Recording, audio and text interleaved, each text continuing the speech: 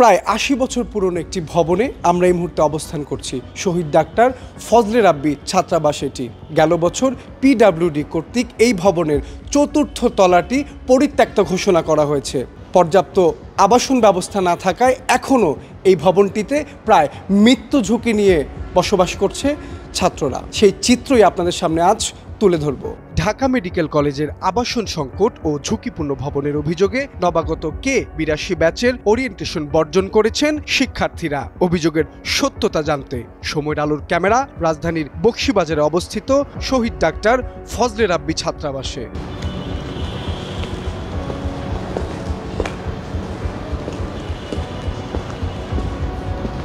ছাত্রাবাসটি যেন পরিণত হয়েছে মরণ ফাঁদে। ভবনের 4 তলা পরিত্যক্ত ঘোষণা করা হলেও উপায় না পেয়ে জীর্ণ ছাত্রাবাসে ঝুঁকি নিয়ে বাস করছে অসংখ্য শিক্ষার্থীরা।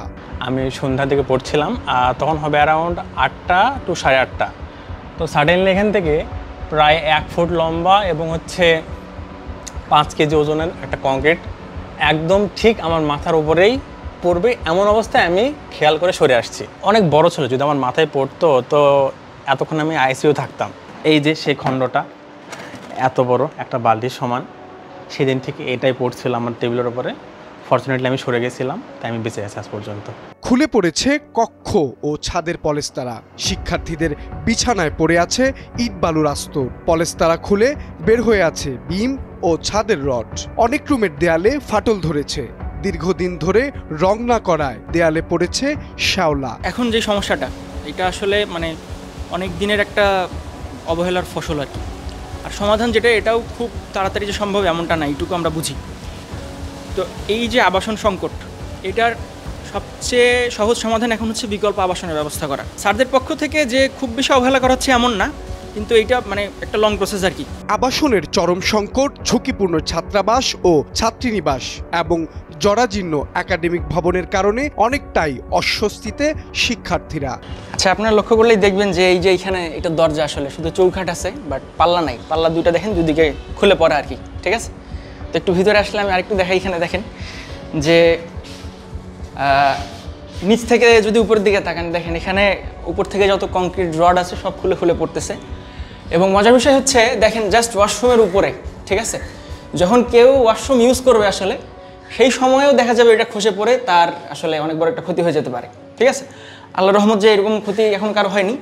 তবে এটা আসলে একটা ভয়ঙ্কর বিষয় অবশ্যই, যে যখন তখন খুলে পড়তেছে। এটা শুধু এই ওয়াশরুমের ইস্যু না, এটা পুরো হলেই আমরা দেখতে পাচ্ছি হরহামেশা এরকম ছাত্রদেরকে মৃত্যু ঝুঁকির মধ্যে থাকতে হচ্ছে। এদিকে শিক্ষার্থীরা বলেন, নিরাপদ বাসস্থান ও শ্রেণীকক্ষ ছাড়া মেডিকেল শিক্ষার পরিবেশ নিশ্চিত করা একেবারেই অসম্ভব। তো এটা সকলেরও অবগত আছে যে আমাদের ঢাকা মেডিকেল কলেজের ফজলে রাব্বি হলের অবকাঠামোগত অবস্থা কতটা করুন। তো এই অবস্থায় আমাদের 4 তলা পিডব্লিউডি কর্তৃক অলরেডি পরিত্যক্ত ঘোষণা করা হয়েছে। তো এই পর্যায়ে আমাদের ঠাঁই হবে কোথা থেকে? কর্তৃপক্ষ আমাদের আবাসনের ব্যবস্থা করতেছে গণরুম, যেখানে গাদাগাদি করে একসাথে 70-80 বা তারও অধিক মানুষকে থাকতে হবে। খুবই মানবেতর একটা পরিস্থিতি। এটা মনে হয় না আমাদের ঢাকা মেডিকেল বা অন্য যে কোনো কেউ, বাংলাদেশের কোনো শিক্ষার্থী এটা ডিজার্ভ করে।